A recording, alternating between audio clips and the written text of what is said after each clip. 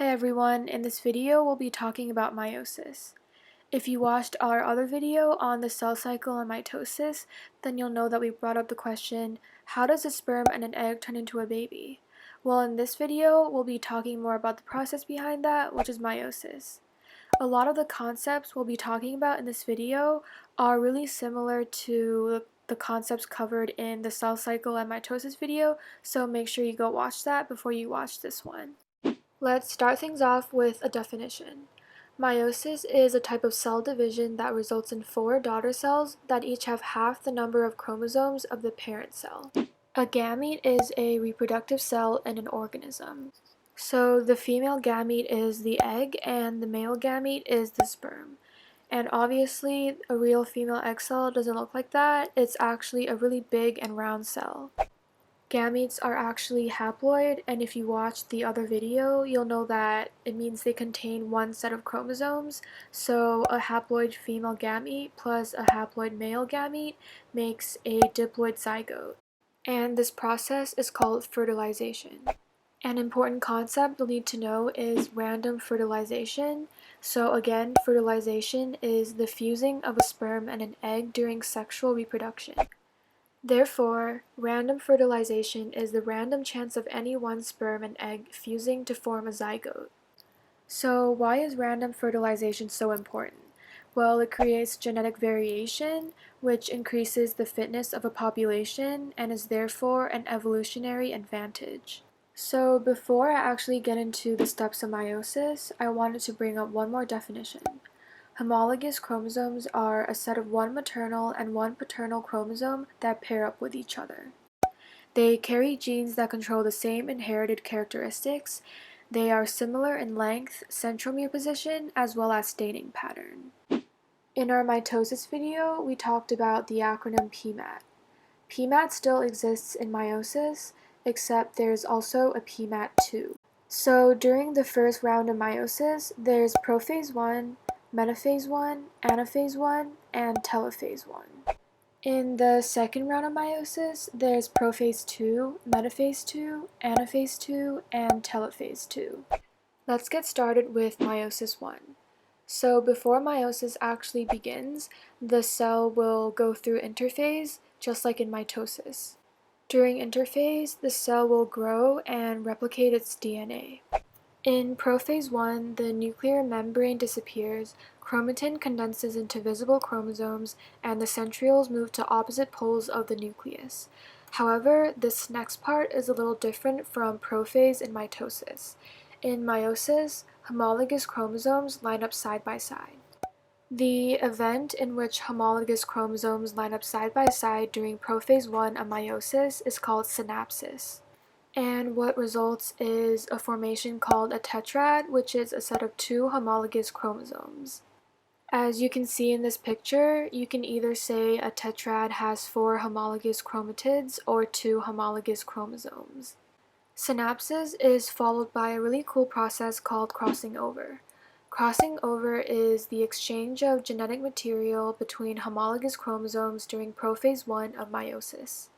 So in this picture, homologous chromosomes pair up, and then the non-sister chromatids exchange genetic material, which results in something called recombinant chromatids. Why is crossing over so important? Well, again, it creates genetic variation. Next, we have Metaphase I, where the tetrads line up at the metaphase plate. You'll notice that unlike metaphase and mitosis, the chromosomes don't line up individually, but in pairs. Independent assortment is the random alignment of homologous chromosomes during metaphase I of meiosis. So, in other words, the copy of each chromosome that ends up in a daughter cell is completely random. You probably guessed it by now, but independent assortment also leads to genetic variation. Then we have anaphase I. One of each pair of chromosomes in a tetrad separates and moves toward opposite poles. You'll notice that unlike in mitosis, the chromatids don't separate at the centromere. It's the homologs that are separating. Lastly, we have telophase I. The nuclear membrane forms around each set of chromosomes, and then the cell undergoes cytokinesis, which is the splitting of the cytoplasm. The result is 2 haploid daughter cells. We're not done yet because there's still meiosis II, but it gets a lot easier from now on because meiosis II is just mitosis. In prophase II, the chromosomes condense and become visible. Then, in metaphase II, the chromosomes line up on the metaphase plate. This time, the chromosomes line up individually and not in pairs. In anaphase II, the chromatids of each chromosome separate and move towards opposite poles. Lastly, in telophase II, a nuclear membrane forms around each set of chromosomes, cytokinesis splits the cytoplasm, and the result is 4 haploid daughter cells. So here's an overall view of the process of meiosis. As you can see, a diploid parent cell splits into 4 haploid daughter cells. The resulting daughter cells are all unique and only have half the number of chromosomes in the parent cell.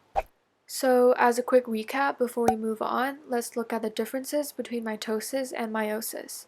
So mitosis occurs in somatic cells, while meiosis occurs in sex cells. Mitosis produces identical cells, while meiosis produces gametes. In mitosis, a diploid cell becomes diploid cells, but in meiosis, a diploid cell becomes haploid cells. In mitosis, one cell becomes 2 cells, but in meiosis, one cell becomes 4 cells. Lastly, in mitosis, there is only one division, but in meiosis, there are 2 divisions. Next, we'll be talking about meiotic errors.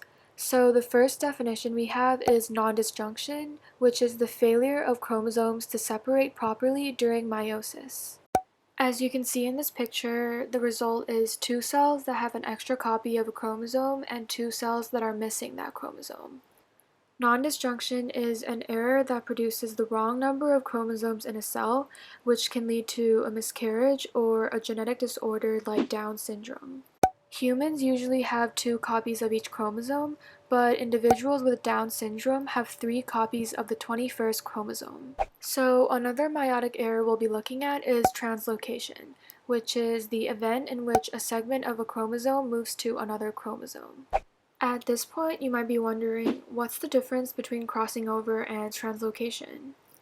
Well, crossing over is the exchange of genetic material between homologous chromosomes, but translocation is a genetic abnormality resulting from the exchange of genetic material between non-homologous chromosomes. Like I said before, a really important concept you'll have to know is that meiosis creates genetic variation. So to recap, the 3 things that lead to genetic variation are crossing over, independent assortment, as well as random fertilization. Here's a quick summary before I end this video.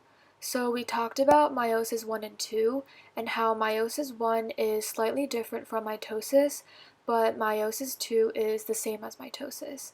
Then we talked about the 3 ways that genetic variation is created in meiosis, the first one being random fertilization, which is the random fusing of a sperm and an egg.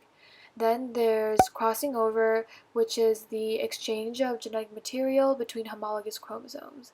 And then there's independent assortment, which is the random alignment of chromosomes during metaphase I. Lastly, we covered nondisjunction and used Down syndrome as an example. Thank you so much for watching this video, and I hope that you learned a bit more about meiosis.